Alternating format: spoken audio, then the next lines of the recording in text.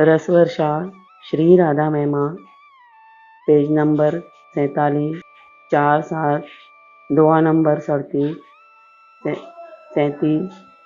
श्री राधे इतने माँ एक आई दासी, दुग्ध सुमिष्ट तो लाई दासी।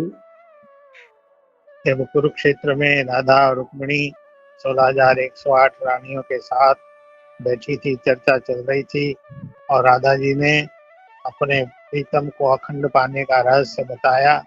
इतने में ही एक दासी सोने के पात्र में मीठा मिश्री मिला हुआ थोड़ा गर्म दूध ले आई। दीन किशोरी सो पय स्वादु, पय न होई प्रेम जन प्यादु। श्री किशोरी जी को, राधा जी को रुक्मिणी जी ने वो दूध दिया पीने के लिए। वास्तव में वो स्वाद तो प्रेम में होता है, तो वस्तु में नहीं होता। वस्तु तो माध्यम होती है प्रेम समर्पित करने का। तो वो स्वादिष्ट दूध राधा जी को दिया, वो वास्तव में दूध नहीं था, वो रुक्मिणी जी का प्रेम था, रुक्मिणी जी का आदर था। भाव जानी ग्रहण सो कीनो, अंतर श्याम चरण चित दीनो। भाव जान करके श्री किशोरी जी ने वो दूध ग्रहण किया अर्थात पिया। लेकिन श्री किशोरी जी के अंतःकरण में तो श्री श्याम सुंदर के बाल रूप के चरण बसते हैं। आगे क्या हुआ दर्शन करो। मांगी विदा आवास निज गवनी, सदा अखंड श्याम हेय रवनी। रुक्मिणी जी से विदा मांग करके गोपियों के साथ राधा जी अपने निवास स्थान पर, जहाँ उनका डेरा डला हुआ था, वहां ही उनके अंतःकरण में तो निरंतर श्याम सुंदर ही बसे रहते। रात्रि समय वैदर्भी जब चापत हरि के पाय, लखी झलक हरि चरण तल, बोली उठी मुख हाय। श्री रुक्मिणी जी रात्रि के समय जब श्याम सुंदर के चरणों की सेवा करने लगी, तब देखा कि चरणों में छाले पड़े हुए हैं।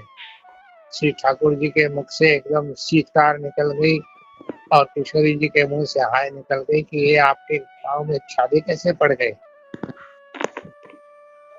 पूषण रागी झलका कैसे, हरि तब कहो करो तुम कैसे। पूछने लगे कि ये पाँव में छाले कैसे पड़ गए आपके, आप कहीं दूर पैदल तो गए भी नहीं है, भले ही मेले में आए हैं। तब श्री श्याम सुंदर ने कहा कि ये तुम्हारी वजह से पड़े, जैसे तुम करो वैसा हुआ है। किशोर श्री रुक्मिणी जी और आश्चर्य में पड़ गई कि मैंने ऐसा क्या किया। अचकचाई बोली महारानी, मोरे मति आवत नहीं बानी। एकदम अचकचा करके, एकदम विस्मित होकर के, आश्चर्यचकित होकर के रुक्मिणी जी बोली कि आपकी वाणी मेरे मन में नहीं आ रही, मेरी बुद्धि में नहीं बैठ रही बात। मैंने ऐसा क्या किया कि मेरे कारण आपके चरणों में छाले पड़ गए, ऐसा मैंने तो कुछ नहीं किया है। श्री राधा का पैजू पेवायो, सोवती उष्ण चरण झुलसाए। बोले आपने ही श्री राधा जी को दूध दिया था पीने के लिए, आपसे राधा जी मिलने आई थी। बोले हाँ मिलने आई थी और मैंने उनको गर्म दूध भी दिया।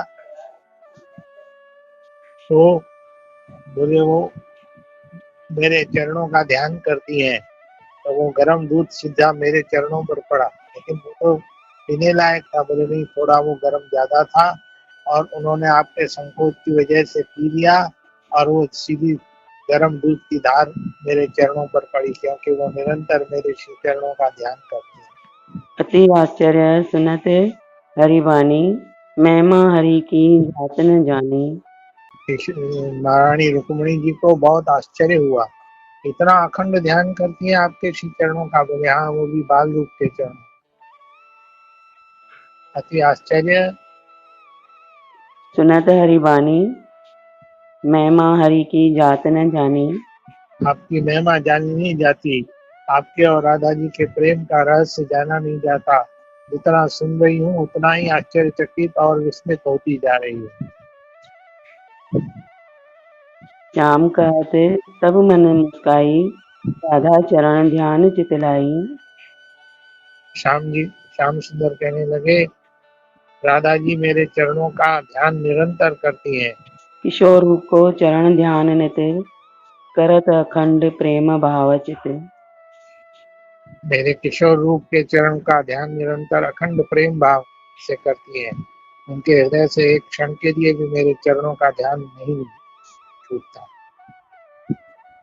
राधे राधे बाबा जी। राधे राधे।